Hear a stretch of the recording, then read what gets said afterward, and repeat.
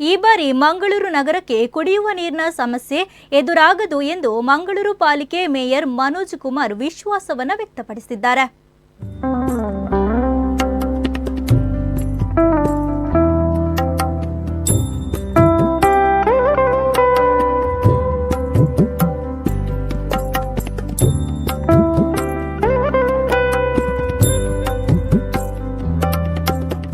ಇವರು ಮಂಗಳೂರಿಗೆ ನೀರು ಪೂರೈಕೆ ತಾಣವಾದ ನೇತ್ರಾವತಿ ನದಿಗೆ ತುಂಬೆ ಬಳಿ ಕಟ್ಟಲಾಗಿರುವ ಕಿಂಡಿ ಅಣೆಕಟ್ಟಿನಲ್ಲಿ ಜನಪ್ರತಿನಿಧಿಗಳು ಅಧಿಕಾರಿಗಳ ಜೊತೆ ಮಂಗಳವಾರ ಗಂಗಾ ಪೂಜೆ ನೆರವೇರಿಸಿ ಹಾಗೂ ನೇತ್ರಾವತಿ ನದಿಗೆ ಬಾಗಿನ ಅರ್ಪಿಸಿದ ಬಳಿಕ ಅವರು ಮಾತನಾಡಿದರು.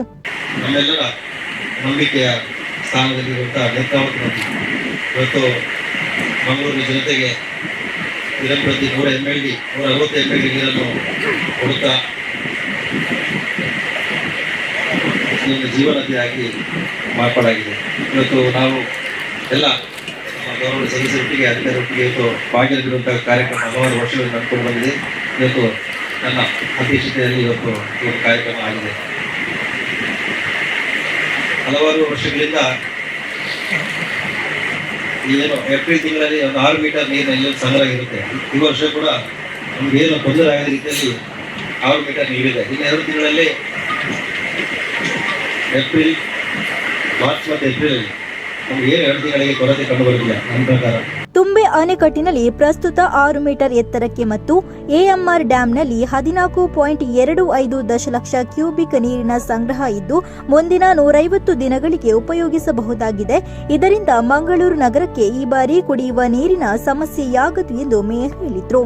ನೀರಿನ ಸಂಗ್ರಹ ನೋಡಿದರೆ ನಮಗೆ ಈ ವರ್ಷ ಕೂಡ ಯಾವುದೇ ಜಲಕ್ಷಾಮ ಆಗುವಂತ ಸಂಭವ ಕಂಡು ಬರ್ತಿಲ್ಲ.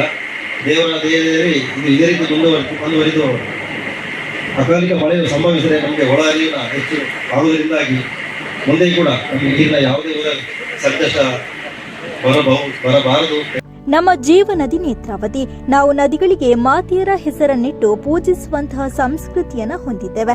ಕೃಷಿ ಚಟುವಟಿಕೆ ಹಾಗೂ ಇನ್ನಿತರ ಚಟುವಟಿಕೆಗಳಿಗೆ ನೇತ್ರಾವತಿ ನೀರುಣಿಸುತ್ತದೆ. ಈ ವರ್ಷ ನೀರಿನ ಸಂಗ್ರಹ ಸಾಕಷ್ಟಿರುವುದರಿಂದ ಜಲಕ್ಷಾಮ ಬರುವ ಸಾಧ್ಯತೆ ಇಲ್ಲ ಎಂದವರು ಹೇಳಿದರು. ನಾವು ಜಲಮಟ್ಟ ಸ್ವಲ್ಪ ಕಡಿಮೆ ಆದ ಕೂಡ ನಮಗೆ ಮಂಗಳೂರು ನಗರಕ್ಕೆ ರೇಷ್ಮೆ ಮುಖಾಂತರ ನೀರು ಕಳಿಸಿದೆ. ಈ ಸಮಯದಲ್ಲಿ ಜನರು ಸ್ವಲ್ಪ ಸಂಕಷ್ಟವನ್ನು ಎದುರಿಸುವ ಸಂಭವ ಇರುತ್ತೆ. ಸ್ವಲ್ಪ ಪಂಪಿಂಗ್ನಲ್ಲಿ ವ್ಯತ್ಯಯ ಆಗಿರ್ಬೋದು, ಇಲ್ಲಾಂದ್ರೆ ಗ್ರಾವಿಟಿ ನೀರು ಕೊಡುವಲ್ಲಿ ನೀರಿನ ಸಂಗ್ರಹದಲ್ಲಿ ವ್ಯತ್ಯಯ ಆಗಿರ್ಬೋದು. ಇದೆಲ್ಲ ಸಮಸ್ಯೆಗಳನ್ನು ರೇಷನಿಂಗ್ ಆಗುವಾಗ ಕಂಡುಬರುತ್ತೆ. ಈಗಿನ ಮಟ್ಟ ನೋಡಿದರೆ ರೇಷನಿಂಗ್ ಮಾಡುವಂತಹ ಸಂಭವ ಇರುವುದಿಲ್ಲ. ಅದರಿಂದಾಗಿ ನಮ್ಮೆಲ್ಲರ ಪುಣ್ಯ ಏನು ಇಂಥ ಒಂದು ಅವಘಡ ಸಂಭವಿಸಿದಲ್ಲಿ ನಾವು ನಿರಂತರವಾಗಿ ಮಳೆ ಬರುವ ಮಳೆಗಾಲ ತನಕ ನೀರನ್ನು ಪೂರೈಸಬಹುದು ಖಂಡಿತವಾಗಿ. ಜಲಸಿರಿ ಯೋಜನೆಯಲ್ಲಿ 720 ಕೋಟಿ ವೆಚ್ಚದಲ್ಲಿ ಕಾಮಗಾರಿ ನಡೆಯುತ್ತಿದ್ದು ಮುಂದಿನ ದಿನಗಳಲ್ಲಿ 24 ಗಂಟೆ ನೀರು ಸರಬರಾಜು ನಡೆಯಲಿದೆ ಎಂದು ತಿಳಿಸಿದರು. ದೇಶಕ್ಕೆ ಮಂಗಳೂರು ಮಾದರಿ ನಗರವಾಗಲಿದೆ ಎಂದರು. ಏನು 780 ಕೋಟಿ ರೂಪಾಯಿ ವೆಚ್ಚದಲ್ಲಿ ಈಗಾಗಲೇ ಜಲಸಿರಿಯ ಕಾಮಗಾರಿ ಕೂಡ ಎಲ್ಲ ವಾರ್ಡ್ಗಳಲ್ಲಿ ಕೂಡ ನಡೀತಾ ಇದೆ. ಸುಮಾರು 22 ಓವರ್ ಟ್ಯಾಂಕ್ ಮತ್ತು ಜಿಎಸ್ಎಲ್ಆರ್ ಟ್ಯಾಂಕ್ ಮುಖಾಂತರ ಈ ಕಾರ್ಯಗಳು ಕೂಡ ನಡೀತಾ ಇದೆ.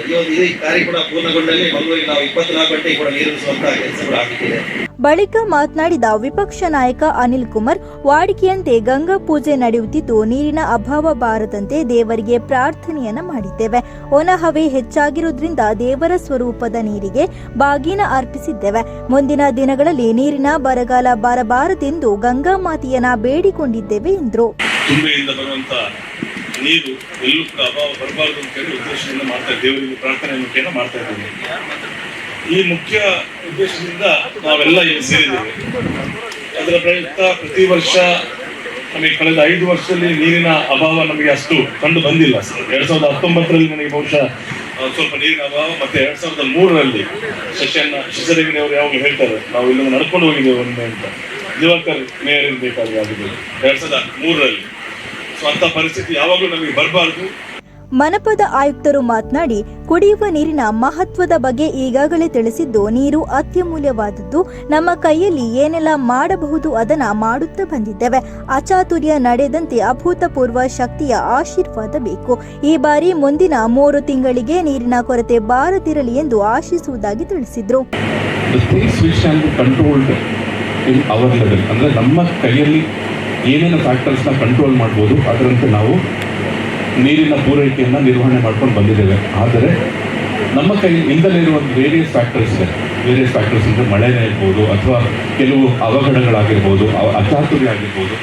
ಇವೆಲ್ಲದನ್ನ, ಈ ಒಂದು ಅಚಾತುರ್ಯ ಮತ್ತು ಇದನ್ನೆಲ್ಲ ನಾವು ಮೆಟ್ಟಿ ನಿಲ್ಲಬೇಕು ಅಂತ ಹೇಳಿದ್ರೆ ಒಂದು ಅಭೂತ ಶಕ್ತಿಯ ಒಂದು ಆಶೀರ್ವಾದ ಬೇಕಾಗ್ತದೆ. ಬಳಿಕ ಮಾತನಾಡಿದ ಶಶಿಧರ್ ಹೆಗ್ಡೆ, ಈಗಾಗಲೇ ಪ್ರಸ್ತಾಪಿಸಿದಂತೆ ಸಾರ್ವಜನಿಕ ಮೂಲಭೂತ ಸೌಕರ್ಯ ವಿತರಿಸುವುದರಲ್ಲಿ ನಾವು ನಂಬರ್ 1 ಆಗಿದ್ದೇವೆ. ಈ ಮೇಯರ್ ಅವರ ಸಾರ್ವಜನಿಕರ ಮೇಲಿನ ಕಾಳಜಿಯಿಂದಾಗಿ ಅನೇಕ ಸಾರ್ವಜನಿಕ ಸ್ನೇಹಿ ಕ್ರಮಗಳನ್ನು ಕೈಗೊಳ್ಳಲಾಗಿದೆ ಎಂದರಲ್ಲದೆ ತಮ್ಮ ಆಡಳಿತ ಅವಧಿಯನ್ನ ಸ್ಮರಿಸಿಕೊಂಡರು. ಇನ್ನು ಈ ಸಂದರ್ಭದಲ್ಲಿ ಉಪಮೇಯರ್ ಭಾನುಮತಿ, ಪ್ರೇಮಾನಂದ ಶೆಟ್ಟಿ, ಶಶಿಧರ್ ಶೆಟ್ಟಿ, ಭಾಸ್ಕರ್ ಮೊಯ್ಲಿ, ಜಯಾನಂದ ಅಂಜನ್, ಮನೋಹರ್ ಶೆಟ್ಟಿ ಕದ್ರಿ, ಸುಮಿತ್ರಾ, ಸರಿತಾ ಹಾಗೂ ಇನ್ನಿತರರು ಉಪಸ್ಥಿತರಿದ್ದರು.